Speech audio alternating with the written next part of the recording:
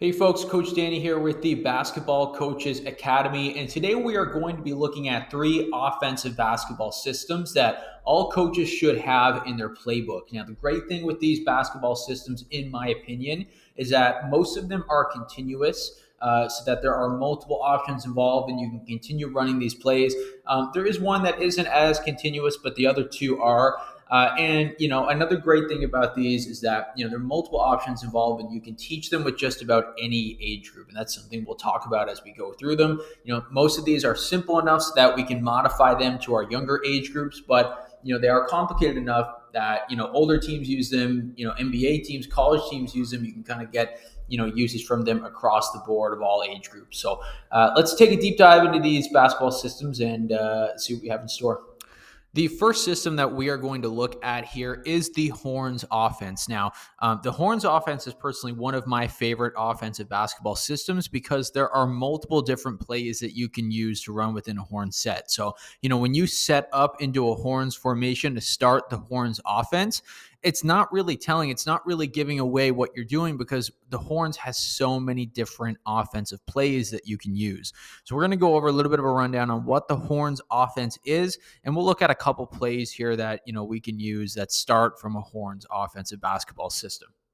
Now, the whole idea with the Horns offense is that you would have two of your bigs aligned at the elbow of the key. So as we can see here, we have number 5 at one elbow and number 4 at the other elbow, right? We want to bring our bigs up high, right? With a lot of basketball plays where it's not a 5 out, you'll often see your bigs, stationed down low around the rim. But that's the opposite of what we want to do on a Horns offense. On a Horns offense, we want to have our bigs up high near the elbow, and we want to have our shooters over here nice and wide spacing the floor.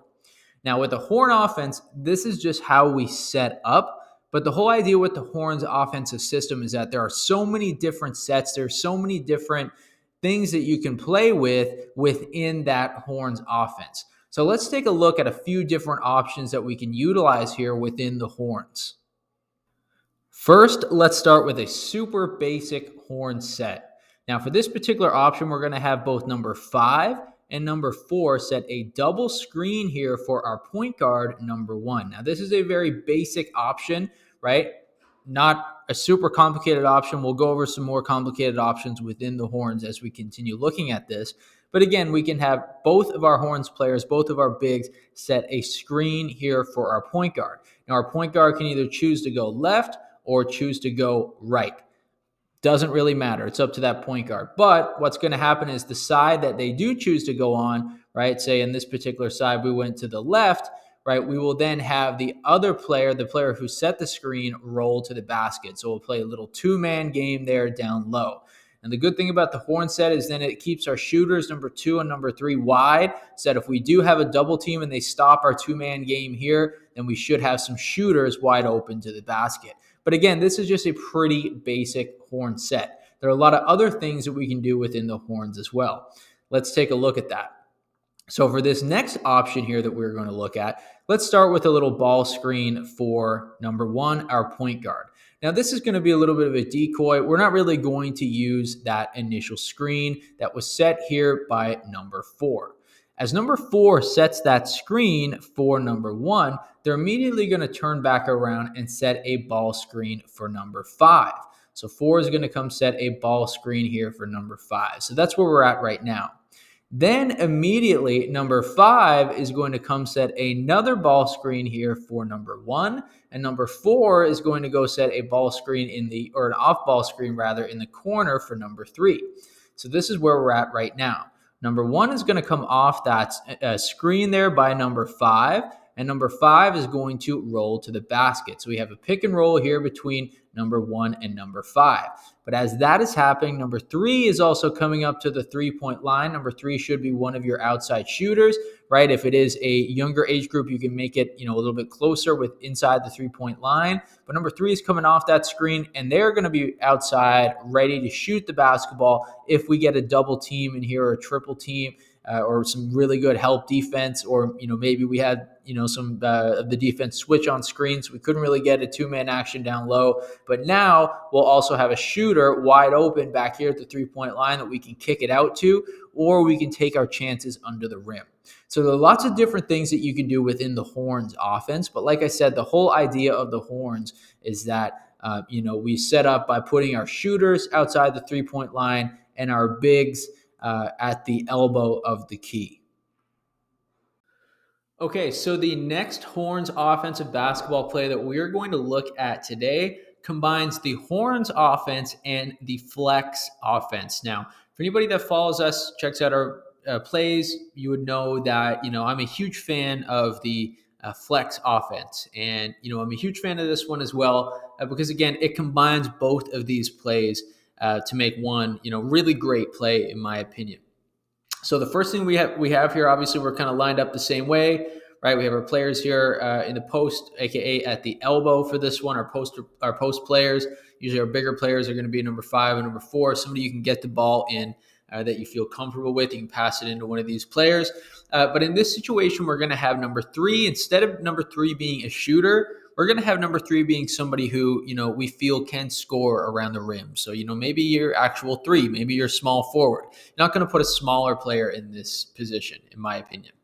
Okay, so what we're going to have happen right now is we're going to want to get the ball. And then the same thing for number 2, actually, I should say. Number 2, should be in the similar type of position as number 3 in this situation, because you might have to go to either side of the floor on this one. So we're going to get the ball in to start to number 4. So we want number 4 and number 5, both of these players posting up, facing the basketball. But we want to get the ball into number 4, right? We want our point guard, number 1, to pass the ball into number 4. That is our first step.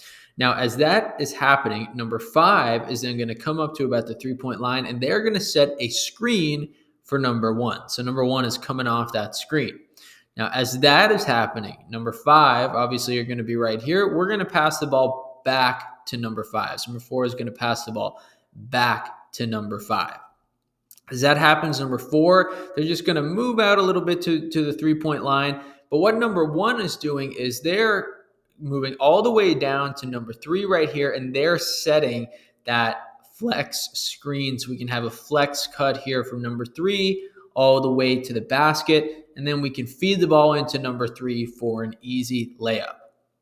If we don't have, the ability to get the ball into number 3, that's okay, because we can either go to a dribble handoff here to number 4 or number 2. There are some other options here as well. So our play isn't stuck. But again, typically we're going to be able to get that flex cut here into number 3 for that easy layup, right? It's basically a flex offense, but we're setting up in a Horns. All right, so let's look at it again. Let's run through one more time. So we have our point guard here, number 1 with the basketball. We have number 5, number 4 are 2 post players there at the elbow, right? And we're going to start by getting the ball into number 4. So we want both of these players posting up or getting in front of their defenders. If we have to go to the opposite side, that's fine as well. But for the sake of demonstration here, we'll get the ball into number 4, right? Number 5 is going to come up and set that screen here for number 1, right? Then they're going to move up again, receive the basketball back. Number 1 is coming to set that screen here for number 3. Number 3 is coming out the screen, right? And we're going to feed the ball into number 3 for that wide open layup that will most often be there because this is a flex cut, flex screen. And, we know that those are very effective when it comes to basketball plays. Hold on one quick second, coaches. Before you go anywhere, I've got a couple free resources waiting for you from the Basketball Coaches Academy that'll take your practices and take your teams to the next level. First off, grab your complete guide to the continuous motion offense, which breaks down exactly how to teach your players to play the game, not just run plays. You'll learn what continuous motion offense really means, proven drills to build it, and how to run a motion offense continuously. We have lots of different things in this guide. We have video demonstrations, we have diagrams, we have descriptions, everything that you would need. If you want your athletes to develop real basketball IQ, this is the starting point.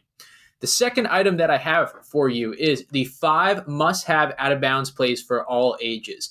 These are game-tested sets that you can run with youth or high school teams. We have baseline out of bounds. We have sideline out of bounds, all free for you. They're simple to teach, tough to guard, and each play includes clear diagrams and coaching points so your team stops wasting possessions.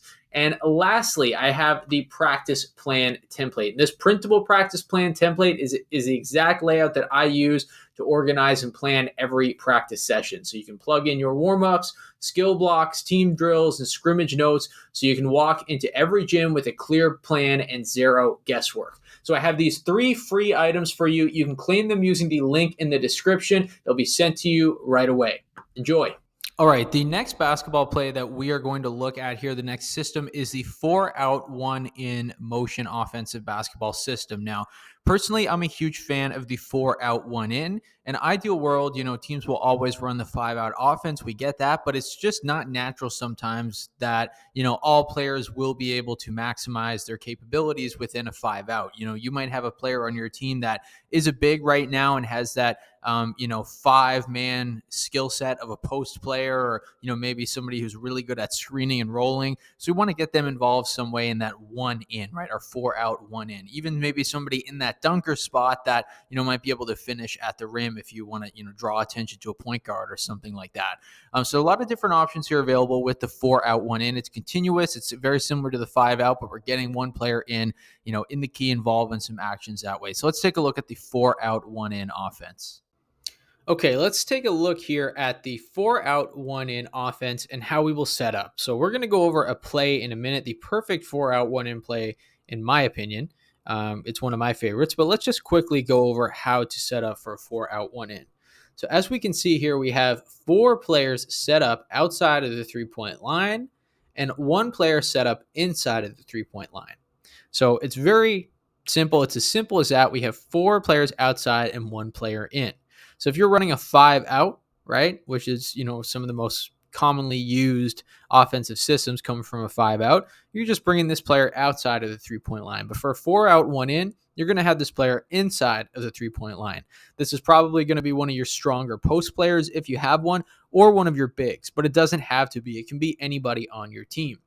Now, a lot of players like to have this 1-in player in the dunker spot, which means that, if a player drives to the basket and the defense collapses, they can often dish it over to their post player in the dunker spot to get what would be known in the NBA as a dunk. But most likely, if you're dealing with younger teams, it'll be a layup, or, if you're dealing with maybe high school ages, you might be able to get a dunk in there as well. But for this particular play that we're going to look at for a 4-out, 1-in offense, we're going to bring the post player here around the free throw line, kind of as if we were going to run a horn style offense. But again, we only have that 1 player in. Okay. So what we're going to do right here is we're going to have this player penetrate into the 3-point line a little bit. Okay. Our first option is going to be that number 1 with the basketball is going to come right here, tight to number 5, and number 5 is going to set a screen for them. And we're going to have a pick and roll here between number 5 and number 1, right? Number 1 driving to the basket and number 5 rolling. So our options right here are for number 1 to drive, number 5 to roll, but then we also have our shooters outside of the key ready to shoot the basketball and or catch and drive, right? So sometimes, the reason that some coaches use a 4-out, 1-in instead of a 5-out is because it allows for a penetration to happen, a paint touch to happen a little bit quicker than you might get in a 5-out motion offense. And that, allows the defense to start moving, and then your offense is moving as well. Okay, but that's just our first option. That's not our main option of this play. We're going to look at now is our main option. And that is number 1 comes over here, but they're going to run a dribble handoff with number 2. They're still going to come inside the 3-point line so we can get some penetration going. But number 2 is going to receive this basketball here for the dribble handoff. Okay, now after number 1 gives the dribble handoff to number 2, they're going to set a screen right here. So we have number 1 doing the dribble handoff to number 2, and they're setting a screen. When number 2 comes off of that screen, number 5 is then going to move up as well and set another screen here for number 2. So we have 2 back-to-back stagger screens being set here for number 2. Right? First one by number 1 and the second one by number 5. Okay. And now we're going to run that same type of action. Number 5 is setting the second screen here. Number 1 is going to try to drive it to the basket, but number 5 is also going to roll to the basket. So we have our pick and roll here between number 2 and number 5. And in a similar situation now, we also have these players, number 4, number 3, and number 1, outside of the 3-point line, ready to catch that ball. When they catch that ball, it can either be a drive, it can be a jump shot, it can be whatever you want it to be. Okay, let's take a look at this one more time with our main option here. Okay, so number 5's here. So we want a little bit of a penetration here, nothing too much, a little bit of a penetration, but then number 1 is going to look for number 5, and they're going to run that dribble handoff about right here. Okay, as number 1 gives the dribble handoff to number 2, they're setting a screen here for number 2. Okay, so the ball is now in number 2's hands, and number 2 is going to try to drive it to the basket. Okay, number 2 is running that drive to the basket. And number 1 is then going to pop to the 3-point line. And then number 5 is going to come in and set that second screen, right? Number 2, like we said, is driving to the basket, maybe a little bit more tight than what I just had that player move toward. Number 5 is going to roll. Number 2 is going to cut to the basket. And then we have our shooters here on the outside, right? And they are ready to receive the ball if the defense collapses and we have some shooters wide open. So that is my favorite 4-out 1-in basketball drill. It is a great system, very similar to the 5-out motion offense in the sense that, you're just continuously moving, right? It's based on principles, right? We want to pass that ball and get the ball swinging. If we do have a defense collapsing right here in the key, we can kick it out, right? We can kick it out, or we can kick it out back here. And that is basically, the principles that we achieve with the 5-out motion offense, which is everybody's outside of the key. They're ready to shoot that basketball. They're ready. They're ready to drive it if they need to. They're ready to swing the basketball. We're still going to keep those offensive principles the same, but we're going to start it a little bit differently, and that is with one player inside of the key. Now, are we using them to post up? In this particular play, no. We're using them to set that screen and drive to the basket for a roll. That's my favorite 4-out 1-in basketball play. All right, and the final offensive basketball system that we are going to look at today is the famous basketball system that everybody wants to achieve. Everybody wants this one. It's the 5-out motion offense. So I'm going to give you a rundown on my favorite 5-out motion offense, how we make it continuous, and how we teach it to basketball teams. So let's take a look. Okay, so first we'll actually take a look at this 5-out motion offense. Now, what we want to enforce here in this motion offense is to never stand still, right? We're talking to our youth teams about never standing in one particular spot. We always want to get moving, right? We're also going to be looking at a lot of passing cuts here, a lot of down screens. We just want the athletes to get moving and fill a particular spot.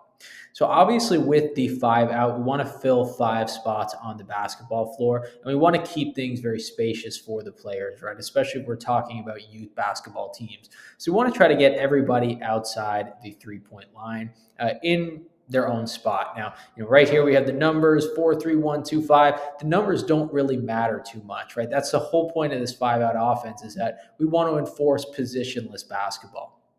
So step 1 with the 5-out motion offense, we need to get some sort of movement, right? What can we get going? So there's a few options. 1, we can do some sort of cut, or 2, we can get a down screen going. So what I like to do with my teams, I like to give my teams the freedom to choose. As long as you do something, either one of those movements, that's fine. Right. So obviously, let's start with our cutting situation first. So we can look at getting a little V cut going inside the key and out to get open. That's an easy solution. We can also, look to cut to the basket, right? And if we don't receive that pass, we're going to continue cutting and fill a different spot. That's another option that we can do as well. Those are 2 kind of easy cuts that we can do to get open. Additionally, we can look at screening, like I mentioned, right? So we can go down screen for somebody else to come up and get open, right? So these 2 players, number 3 and number 2, the players that are closest to the basketball, you need to get some sort of movement going, whether that's a cut or a screen, we need to move. Okay, so for the sake of this, let's say we get some sort of cut, maybe a little V cut into the key and out to get open, right? Number 3 is doing the same thing. Okay, so let's say number 1, to keep it on the right side of the floor, gets number 2 open. Okay, so the ball goes to number 2. Well, now it's on number 1.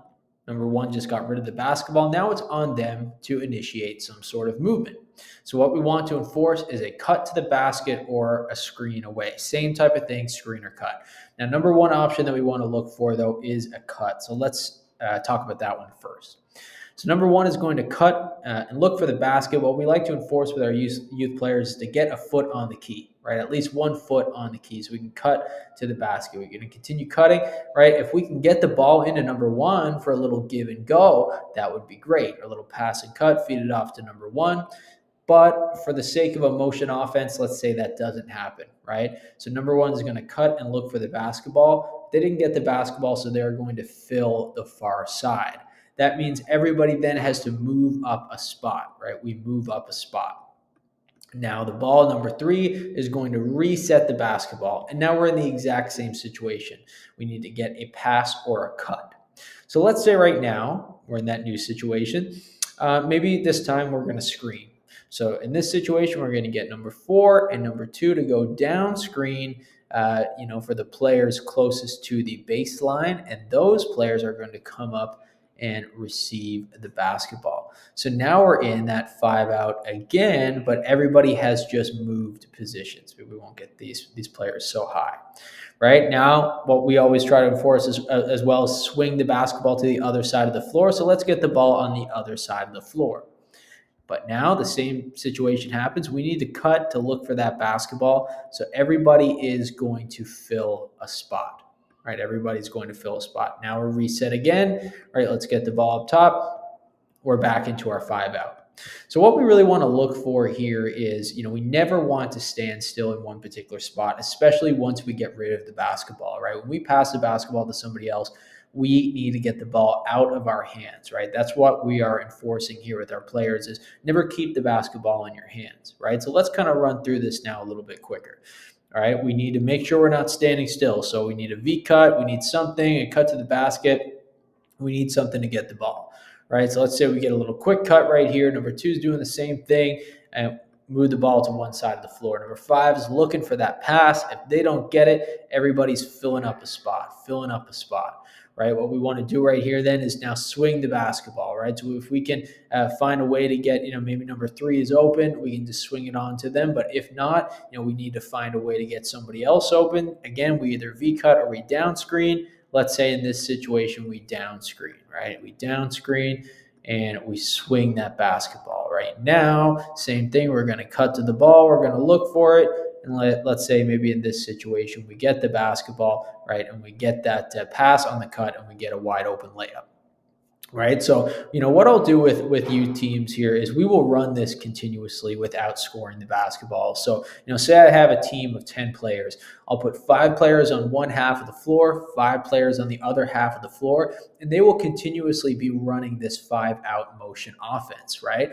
Then maybe say after about 2 minutes, I will blow the whistle. And when I blow the whistle, that basically means that when we cut off of that pass, we will then pass the ball back to the cutter, and the cutter can then finish for a layup, right? So we don't want to always, give it back to the cutter when we do this, when we run this 5 out offense in practice without a defense there. We want to get these athletes moving and working on the continuous movement of a 5 out. Again, every now and then we'll blow the whistle. What the whistle means is that you can now score off of that pass. You can give the ball back to the cutter, and then, like I said, we can score the basketball. So, is this a particular play that's going to result in an easy basket, a quick basket? No. What this is for players, to learn the spacing of the basketball, how to space on the floor, how to fill a position, right? Because we want to fill one of those 5 spots.